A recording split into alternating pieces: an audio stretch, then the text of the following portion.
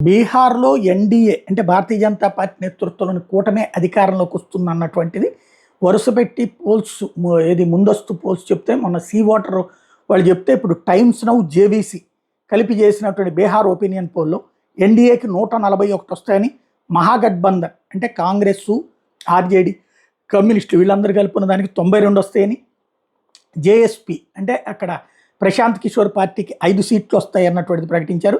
September survey లెక్క చూస్తే మహాగఠబంధన్ అనేది డౌన్ అయ్యింది.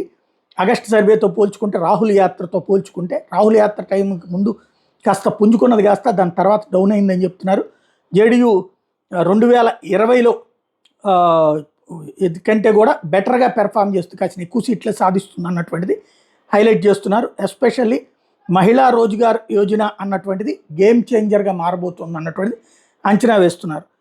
మొన్న ఆ సీ వాటర్కి సంబంధించినటువంటి వాళ్ళు అంచనా వేసింది 175 దాకా వస్తాయని, వీళ్ళు 141 దాకా అంచనా వస్తాయని అంచనా వేస్తున్నారు.